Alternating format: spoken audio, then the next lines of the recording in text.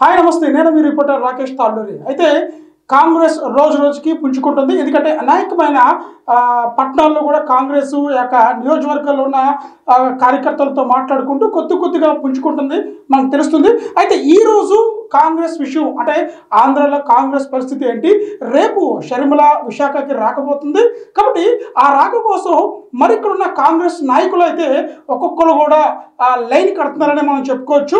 అటు ఇటు జనసేన నుంచి, టీడీపీ నుంచి, వైఎస్ఆర్ పార్టీ నుంచి ఉన్న నాయకులు కూడా కాంగ్రెస్ రేపు షర్మిల సమక్షంలోనే కొంతమంది నాయకులు జాయిన్ అయ్యే అవకాశం ఉంటుంది. అయితే మనతో పాటు జిల్లా అధ్యక్షులు, కాంగ్రెస్ పార్టీ జిల్లా అధ్యక్షులు గోవిందరాజు గారు మనతో ఉన్నారు. ఆయనతో పాటు తెలుసుకుందాం. సార్ నమస్తే సార్. సార్ రేపు షర్మిల విశాఖపట్నం రావుతుంది. అయితే తనతో అంటే తన వస్తుందని చెప్పి చాలా మంది నాయకులు అయితే కాంగ్రెస్ పార్టీలో చేరడానికి సిద్ధంగా ఉన్నారని చెప్పి సమాచారం అయితే ఉంది సార్. దాన్ని బట్టి ఏంటి సార్? మా పిసిసి అధ్యక్షురాలుగా మొన్న ప్రమాణ స్వీకారం చేసి తర్వాత ఏదో వాళ్ళ అబ్బాయి ఎంగేజ్మెంట్ అయిన తర్వాత మొట్టమొదటిగా ఉత్తరాంధ్ర నుంచి ఎంచుకొని స్వర్గీయ రాజశేఖర రెడ్డి గారి ఆయన ఎక్కడైతే ఎండ చేశారో మళ్ళీ అక్కడి నుంచే స్టార్ట్ చేయాలనే విధానంతో ఆవిడ ఈరోజు ఉదయం శ్రీకాకుళం నుంచి స్టార్ట్ చేయడం జరిగింది. తర్వాత ఈ మధ్యాహ్నం శ్రీకాకుళం నుంచి విజయనగరం వచ్చి అక్కడ కార్యక్రమంలో కూడా పాల్గొన్నారు.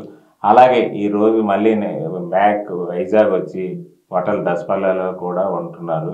అలాగే రేపు మార్నింగ్ విశాఖ జిల్లా కాంగ్రెస్ శ్రేణులతో కూడా ఆవిడ కలిసి ప్రతి ఒక్కళ్ళు కూడా రేపు రాబోయే కాలంలో రాహుల్ గాంధీ ప్రధానమంత్రి చేయాలనే ఆలోచనతో ఈ రాజశేఖర్ రెడ్డి గారు ముఖ్యమంత్రిగా ఉండేటప్పుడు కూడా ఆయన చివరి కోరిక కూడా రాహుల్ గాంధీని ప్రధానమంత్రి చేయాలనే ఆలోచనతోనే ఆయన ఫస్ట్ నుంచి ఇంట్లో కూడా చెప్పడం అయితే జరిగిందని ఆయన మా పిసిసి అధ్యక్షులు షర్మిల గారు చెప్పడం అయితే జరిగింది. కాబట్టి ఆవిడ ఎప్పుడు అందుకనే ఈరోజు జగన్మోహన్ రెడ్డిని ఏదో నమ్మి మోసపోయారని ఆంధ్రలో ఉన్న ప్రజలందరూ కూడా నమ్మి రాజశేఖర రెడ్డి గారి కొడుకుగా ఇంకా మెరుగైన పాలన ఇస్తారనే ఉద్దేశంతో జగన్మోహన్ రెడ్డికి అధికారంలోకి తేవడం అయితే జరిగింది. కానీ ఈరోజు ఏదైతే ఓటేసారో అదే ప్రజలు వ్యతిరేకంగా ప్రతి ఒక్కరూ కూడా జగన్మోహన్ రెడ్డి చిన్న స్థాయి నుంచి పెద్ద స్థాయి వరకు లీడర్లు, కార్యకర్తలు, అన్ని పార్టీ వ్యక్తులు కూడా ఈ ప్రభుత్వంలో ఏ పని సాధించలేవు. మళ్ళీ రేపు రానున్న కాలంలో కాంగ్రెస్ పార్టీ ప్రతి ఒక్కరికి ముందుకు తీసుకెళ్తుందనే ఆలోచన విధానంతో ప్రతి ఒక్కరూ నమ్ముతున్నారు. రేపు రానున్న కాలంలో ఆంధ్రప్రదేశ్ పిసిసి అధ్యక్షురాలుగా మా షర్మిలమ్మను తీయడం అయితే జరిగింది. కాబట్టి రేపు 2024లో కాంగ్రెస్ పార్టీ గ్యారంటీగా విజయం సాధించి షర్మిలమ్మ గారు ముఖ్యమంత్రి అవుతారని ప్రత్యేకంగా ప్రతి ఒక్కరూ నమ్ముతున్నారు. అదే ఉద్దేశంతో ఇప్పుడు మనకు చూస్తే ఇక్కడ సమయం అనేది చాలా తక్కువగా ఉంది సార్. కేవలం 2 నెలలు ఉంది. ఈ 2 నెలల్లోనే కాంగ్రెస్కి అంటే ముందంతా లేదు. అసలు ఇప్పటివరకు కూడా ఏపీలోని కాంగ్రెస్కి 0% ఉంది సార్.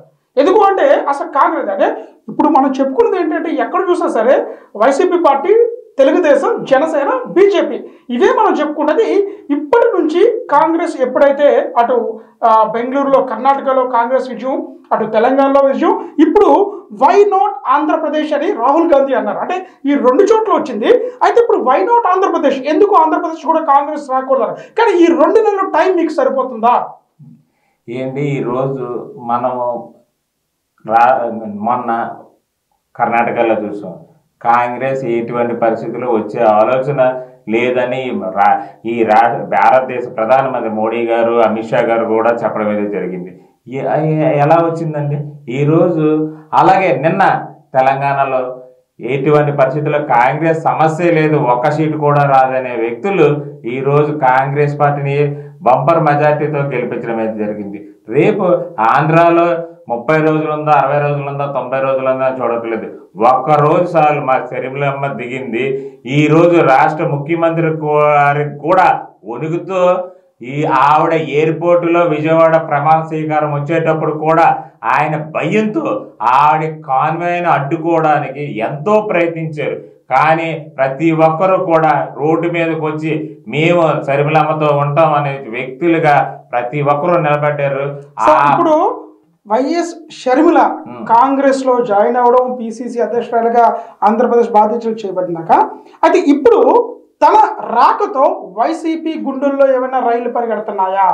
అవునా, ఇప్పుడు రైలు ఈ రోజు జగన్మోహన్ రెడ్డికి షర్మిలకి పిసిసి అధ్యక్షులు ఇస్తాననేటప్పటికే జగన్మోహన్ రెడ్డి జ్వరం వచ్చిందండి. అంతే తప్ప ఈ రోజు కొత్తగా మొన్న వచ్చింది కాదు. షర్మిల అమ్మ గారికి పిసిసి ఇస్తారంటే ఎన్నో రకాలుగా వాళ్ళ బాబాయిల ద్వారా, ఆ పిన్నుల ద్వారా షర్మిల అమ్మని కాంగ్రెస్ పార్టీలోకి వెళ్ళొద్దు అని ఆపుదామని ఎన్ని శక్తులు వాడాలని శక్తులు వాడాడు. ఆయన వల్ల కాలేదు. రేపు రానున్న కాలంలో షర్మిల అమ్మ ద్వారా ప్రతి ఒక్కరూ కూడా ఆంధ్రప్రదేశ్లో కాంగ్రెస్ ప్రభుత్వం తీసుకురావడానికి కంకణం కట్టుకొని ముందుకున్నారు. ఆ ఆంధ్రప్రదేశ్లో కాంగ్రెస్ 2024లో రాష్ట్రంలో షర్మిలమ్మ ముఖ్యమంత్రి రావడం ఖాయం. ఈ దేశంలో రాహుల్ గాంధీ ప్రధానమంత్రి కావడం ఖాయం అని. సార్, ఇప్పుడు కాంగ్రెస్ అంటే షర్మిలాని కాంగ్రెస్ తీసుకురావడానికి జగన్ కి చెక్ పెట్టడం కోసమా? జగన్ ఏమీ చేయలేడండి. జగన్ ఈ రోజు ప్రజలు నమ్మారంటే దేనికోసం నమ్మారు? రాజశేఖర రెడ్డి కొడుక గాని ఆయన మాయమాటలను నమ్మారు తప్ప ఏదో ప్రజలందరూ జగన్మోహన్ రెడ్డి అది చేసేస్తాను ఇది చేస్తాను మాయమాటలు చెప్పాడు. కానీ షర్మిలమ్మ గారు మనం క్లియర్ కట్గా చెప్పడం అయింది. ఈరోజు మీరు పోటీ చేయాలి, మీ ప్రజలకు న్యాయం చేయాలనుకునే వ్యక్తులుగా ఏ ప్రభుత్వం ఇవ్వగలదు? కాంగ్రెస్ ఒకటే చేయగలదు, ఒకటే చేస్తుందని చెప్పడం అయితే పిసిసి ప్రెసిడెంట్ గారు ప్రమాణ స్వీకారం చేసిన రోజే మా షర్మిలమ్మ గారు చెప్పడం జరిగింది. ఈరోజు దొంగచాటుగా దోపిడీలుగా చంద్రబాబు నాయుడు గారు కానీ, జగన్మోహన్ రెడ్డి గారు కానీ, పవన్ కళ్యాణ్ గారు కానీ బి అంటే బాబు, జే అంటే జగన్, పి అంటే పవన్, ముగ్గురికి ఎవరికి వేసినా అది బీజేపీకే పడుతుంది. సార్ ఒక్క నిమిషం. అయితే మీరు అంటున్నారు ముగ్గురికి ఎవరు వేసినా బీజేపీకే పడుతుంది, కానీ తెలంగాణలోని టీడీపీ ఇంటర్నల్ గా కాంగ్రెస్ కి సపోర్ట్ చేసింది అనే వాదనలు ఎక్కువ పడుతున్నాయి. ఇప్పుడు చంద్రబాబు నాయుడుకి ప్రతిదీ అలవాటు అండి. ఎవరి గవర్నమెంట్ రూలింగ్ లోకి వస్తుందో చూసుకొని వాళ్ళ నేనే చేసాను, నేనే చెందుతానని చెప్పి ఆయనకి అలవాటు. మాయ మాటలు చెప్పడానికి ఫస్ట్ నుంచి అలవాటు. చిన్నప్పుడు ఆయన కాంగ్రెస్ లో ఉండేటప్పటి నుంచి మావని మోసం చేసి అందులోకి వెళ్ళాడు. టీడీపీలోని ఆ పార్టీనే లేవ తీసుకొని వెళ్ళిపోయాడు. తర్వాత ఎన్నో నాటకాలుగా రూలింగ్ లో రావడానికి శ్రీకాకుళం ఎవరు మన అచ్చెన్నాయుడు గారు వాళ్ళ బ్రదర్ ఎర్రనాయుడు గారిని ఎన్నో, అలాగే తిరుపతిలోని డ్రామాలు ఎన్నో రకరకాల డ్రామాలు వేస్తాడు. ఎందుకంటే ఆయన వెనకాతల వాళ్ళ భార్య కానీ, వాళ్ళ బామ్మర్దులు కానీ, ఆయన మామగారు కానీ డ్రామాలు వేసే అలవాటు ఆయన వాళ్ళ ఫ్యామిలీకి ఉంది కాబట్టి అదే కంటిన్యూషన్ చేయాలనుకుంటాడు తప్ప ఆయన కొత్తగా చేసి. ఇక్కడ ప్రజలు అయితే ఏమనుకుంటున్నారంటే, ప్రజలే కాదు సార్, ఇదంతా అందరికీ తెలిసిన విషయమే, ఇంటర్నల్ గా తెలంగాణలోని కాంగ్రెస్ గెలవడానికి చంద్రబాబు హస్తం ఉంది. అదేవిధంగా ఇక్కడ కాంగ్రెస్ కూడా అట్లాగే టీడీపీని అధికారంలోకి రావడానికి కాంగ్రెస్ కూడా బ్యాక్ సపోర్ట్ ఉంటుంది అని చెప్పి అంటున్నారు సార్. టీడీపీ ఎందుకు వస్తుందండి? ఈరోజు ఆ ప్రత్యేకవాద ఇస్తే ఇస్తామని చెప్పి మేము ప్రత్యేకవాద మెడల మంచి తెస్తామని జగన్మోహన్ రెడ్డి ఏమైపోయాడు? ఈయన ప్రభుత్వంలో ఉన్న అప్పుడు చంద్రబాబు నాయుడు ఈయన ఏమైపోయారు? ఇప్పుడు ఈరోజు బీజేపీ పాచిపోయిన లడ్డు ఇచ్చిన అనే వ్యక్తి పవన్ కళ్యాణ్. ఈ రోజు ఏమైపోయింది? మళ్ళీ ఆల్కహాల్ చుట్టూ ముగ్గురు ప్రదర్శనలు చేస్తున్నారు తప్ప ప్రజల కోసం. కానీ ఈ ప్రభుత్వాన్ని వంచి తెస్తాననే ప్రత్యేకవాదం ఏమైపోయింది? అట్లీస్ట్ ప్రత్యేక ప్యాకేజీలు ఏమైపోయి ఈరోజు పోలవరం ప్రాజెక్ట్ ఎలా తాకట్టు పెట్టారండి? చంద్రబాబు నాయుడు అవని జగన్మోహన్ రెడ్డి అని. వీళ్ళు ఏంటంటే వాళ్ళ ప్రయోజనాల కోసం వీళ్ళ మీద ఉన్న కేసుల కోసమే బీజేపీ చుట్టూ తిరుగుతున్నారు తప్ప వాళ్ళ ప్రజల కోసం ఏ రోజు ఆలోచించట్లేదు. రేపు రాష్ట్రంలో కానీ దేశంలో కానీ ఎటువంటి పరిస్థితుల్లో కాంగ్రెస్ ప్రభుత్వం అధికారంలోకి వస్తుంది. ప్రతి సామాన్యుడు కూడా కాంగ్రెస్ పార్టీ అండగా నిల్చుంటుంది. సార్, ఏదైతే తెలంగాణ విభజన తర్వాత తెలంగాణకి అంటే కాంగ్రెస్ హయాంలోనే విభజన జరిగింది. అయితే అప్పుడు తెలంగాణ ప్రజలే బాగా లబ్ధి పొందారు. ఎందుకంటే ఇక్కడ నుంచి డబ్బు తెలంగాణలో పెట్టడం వల్ల తెలంగాణ డెవలప్ అయిపోయి ఆంధ్ర డెవలప్ అయిన పరిస్థితిలో ఉంది. అయితే అంటే ఇక్కడున్న ఆంధ్ర ప్రజలైతే కాంగ్రెస్ మీద చాలా అంటే అసంతృప్తితో ఉండబట్టే ఎలక్షన్స్ లో కూడా అసలు కాంగ్రెస్ అంటే వైఎస్ రాజశేఖర మరణం తర్వాత కాంగ్రెస్ లేకుండా అయింది. అయితే ఇప్పుడు ఆంధ్ర ప్రజలు కాంగ్రెస్ నమ్ముతారా ఇచ్చిన వాగ్దానానికి? సార్, ఇప్పుడు వైసీపీలో ఎందుకంటే మాయ మాటలు చెప్పి ఇప్పుడు వైసీపీలో టీడీపీ వాళ్ళు కానీ ఇంకొకరు కానీ లేరు కదండి. వైసీపీలో ఉన్న చిన్నోళ్ళ దగ్గర నుంచి ఈవెన్ కాంగ్రెస్ ముఖ్యమంత్రి వరకు కూడా, చిన్న కార్యకర్త నుంచి రాష్ట్ర ముఖ్యమంత్రి కూడా కాంగ్రెస్ వ్యక్తులే తప్ప.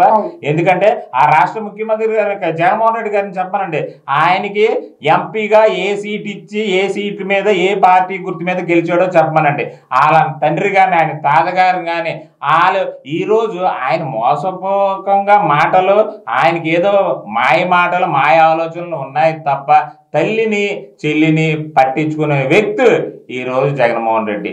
అంతే విధంగా ఈరోజు షర్మిల గారు అప్పుడు కానీ ఇప్పుడు కానీ చాలా స్పష్టంగా చెప్పారు, మీరు ఈ రాష్ట్రానికి చేసేది ఏమైనా ఉందా? జగన్మోహన్ రెడ్డి గారు కానీ చంద్రబాబు నాయుడు గారికి కూడా వీళ్ళు ఏది చేసే పరిస్థితే లేదు.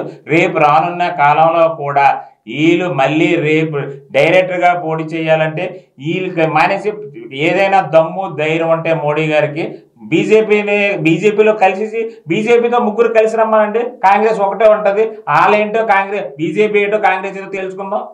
సార్ మనకు వచ్చిన సమాచారం ఏంటంటే రేపు షర్మిల గారు ఏదైతే దసపల్లాలోని ఈ యొక్క మీ యొక్క ఇంటర్నల్ మీటింగ్ పెట్టడం జరుగుతుందో అందులోని అటు వైసీపీ నుంచి అటు వైసీపీ నుంచి టీడీపీ నుంచి జనసేన నుంచి కొంతమంది నాయకులు చేరుతున్నారు అన్నారు సార్, అది వాస్తవేనా? ఇప్పటి నుంచో మాకు టచ్లో ఉన్నారు.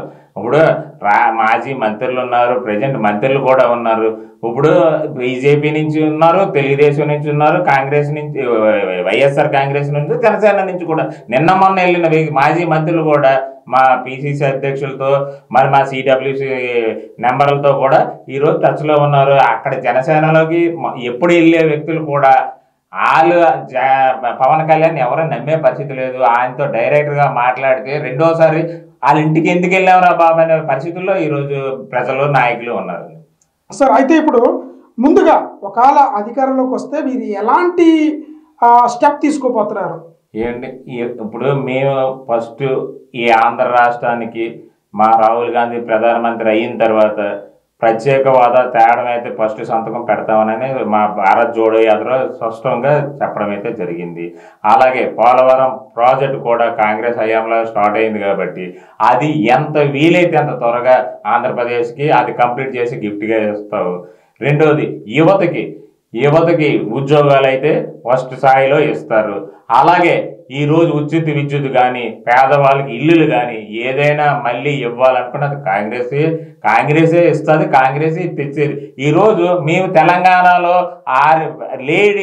ఆడవాళ్ళకి ప్రతి ఒక్కరికి కూడా బస్ ఫ్రీగా పెట్టారు అంటే ఇది మళ్ళీ అది కాపీ కొట్టి చేసినవి తప్ప కొత్తగా చంద్రబాబు నాయుడు జగన్మోహన్ రెడ్డి కొత్తగా ఆలోచనే చేయరు.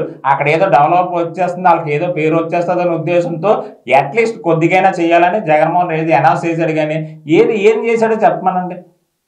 సార్ రేపు షర్మిల గారు స్టీల్ ప్లాంట్ ఏదైతే అక్కడ ధర్నా చేస్తున్నారో వాళ్ళతోని మాట్లాడడం జరుగుతుంది సార్.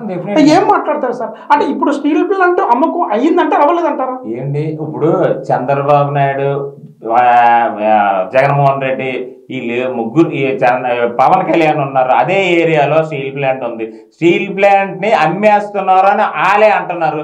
అమ్మేస్తున్నారు అనేటప్పుడు బీజేపీకి ఎందుకు సపోర్ట్ చేయాలండి? అంటే వీళ్ళు ఉద్దేశపూర్వకంగా వీళ్ళు డ్రామాలు ఆడుతున్నారా కాదా?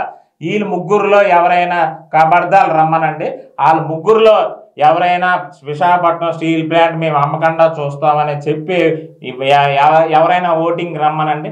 వాళ్ళ ముగ్గురు కూడా బీజేపీతో అమ్మేసి వీళ్ళు షేర్లు ఎంతో దానికోసమే బీజేపీ చుట్టూ తిరుగుతున్నారు. వాళ్ళ మీద ఉన్న కేసుల కోసమే తప్ప ఆ విశాఖపట్నం స్టీల్ ప్లాంట్ ఇచ్చేది కాంగ్రెస్, రేపు ప్రైవేట్ ఫార్మ్ కాకుండా కాపాడేది కూడా కాంగ్రెసే తప్ప వేరే పార్టీలు కాదు. ఈ వేరే పార్టీలు కూడా రేపు రానున్న కాలంలో ఏవి కూడా బాబు కానీ జగన్ కానీ పవన్ కానీ ముగ్గురు కూడా బీజేపీలో కలిసిపోతారు. షర్మిల రాకతోని ఆంధ్రాలోని కాంగ్రెస్ పుంజుకుంటుందా?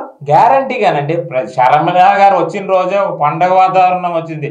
ఆ షర్మిల గారు వచ్చిన రోజు నుంచి ప్రతిరోజు కాంగ్రెస్ పార్టీలో ఒక సంక్రాంతి ఉత్సవాలు చేసుకుంటున్నాం. ఇది ప్రస్తుతం అయితే ఏమంటారంటే రేపు కానీ మన కాంగ్రెస్ కానీ అధికారంలోకి వస్తే యువతకి మంచి కలిగిస్తారని చెప్తున్నారు. అయితే అదేవిధంగా చూసుకున్నట్లయితే ప్రత్యేక హోదా అంటే కాంగ్రెస్ హయాంలోనే ఈ యొక్క తెలంగాణ విభజన, ఆంధ్రాకి తెలంగాణకి విభజన జరిగింది ఆ కాంగ్రెస్ పార్టీ వాళ్ళే. కాబట్టి ఇప్పుడు మా అధికారంలోకి వస్తే, తప్పకుండా మా పార్టీ కానీ అధికారంలోకి వస్తే మేము ఖచ్చితంగా స్పెషల్ స్టాటస్ అనేది ఆంధ్రాకి ఇవ్వడం జరుగుతుంది. కాబట్టి ఆంధ్ర ప్రజలు ఇది ఎంతవరకు నమ్మి ఈ 2024లోని కాంగ్రెస్ని గెలిపిస్తారు అని చెప్పి కాంగ్రెస్ నాయకులు అయితే గోవిందరాజు గారు మనతో మాట అంటున్నారు. Thank you sir, thank you so much అండి. Thank you.